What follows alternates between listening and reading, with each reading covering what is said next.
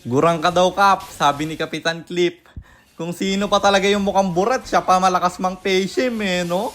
Chinek ko yung profile mo ya. Mukha kayong kumag dalawa.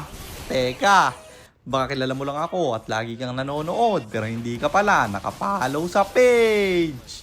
I-follow mo na yan. Isa lang eh. Ayaw pa. So ayon, nandito na tayo sa pang 732 araw ng isang game kada araw. Digma na! Huling video ko na to, nasasagot ako sa issue na yan dahil ayoko makipag-trash talkan sa sinungaling na tao man. Paano ko nasabing sinungaling? Tingnan nyo itong caption niya sa dating niyang post nung una kaming nag-away. Ito yung sabi niya oh. At para malaman mo mga panormal lobby, kaya namin magpa-stars. Sadyang nakapilot lang talaga kami. Lahat ng piloters halos ginagawa yan. Isa ka na doon. Ang tinutukoy niya dito, yung lipad. Kasi yun yung una kong pinang-trash talk sa kanya. Naglilipad sila. At ang pinagmulan kasi nung away na to, sinabi ko na ang yabang nila. Mayabang naman talaga yung mga kasama niya. Tinamaan siya, gusto niyan sumikat, kaya ako'y pinatulan. Parang tinanggap niya na siya lang yung sinabihan kong mayabang. Mayayabang naman talaga mga kasama niyan. At yun nga, inamin niya dito na naglilipad sila. At yan ang pinakakinagalit ko sa kanya dahil kinokopya niya lang ako. Tapos sasabihan mo naglilipad ako kahit hindi naman totoo. At yon yung una niyang pagsisinungaling. Ang pangalawa niyang pagsisinungaling yung hindi niya daw ako ginaya. Tingnan niyo yung comment na to. Sabi ng isang nag-comment sa post niya, gaya-gaya ka pa daw ng pangalan niya, 2K stars, di mo daw kaya yon sa PH server. Totoo naman yung sinabi niya. Sinabi ko yan. Alam kong sa lipad galing yung 2K stars mo na yan. Pero ito yung isang kasinungalingang sinabi niya, ang dami-daming kapitan.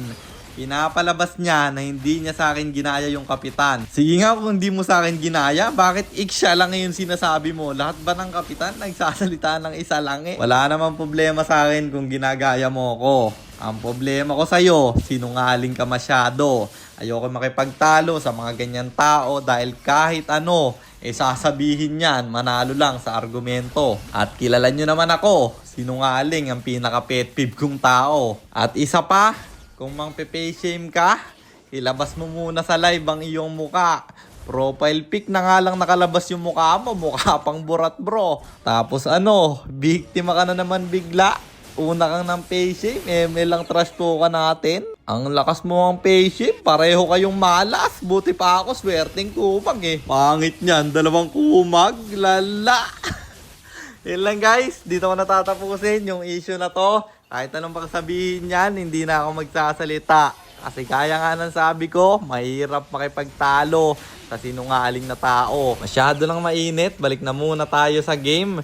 Dikit lang yung laban bago dumating yung Lord na to at nung nagka-error sila, dito na kami tuluyang lumamang dahil na-wipe out yung kalaban. Lord, libre naming nakuha at nabasag pa yung gitna kaya lumawak ang aming mapa. Ito na rin nagtuloy-tuloy na tumaba yung Hanabi namin na syempre pag naka-item yan, sobrang hirap niyang pigilan. And speaking of pigilan, dito yung Julian, gusto naming patayin kasi marunong tumin. Sinolo ko niyan kanina bawian lang tropa. Dito nakatingin ako sa mapa kasi sumisegue yung sun nila. Bala ko na nga sanang umuwi dito. Pero nung nakita ko na nasa base na siya, nirekta na lang namin tong gitna. 4 na lang rin kasi sila tapos kumpleto kaming 5. Walang humihiwalay sa amin kaya pwede na talaga itong tapusin. Zilong magde-def pero siya'y mapupuruhan. Sakit na rin ng Hanabi no? Unstoppable na rin ako. Dito, susubukang dumipensa pero wala nang kawala pa. Ulti ng Hanabi nagwawala na at kami nag-tower lock kaya natapos ang laban. Panalo na naman tayo and ang standing na natin ay 622, 110, 622 wins and 110 losses. Yun lang. Sana meron kayo natutunan sa content natin na to.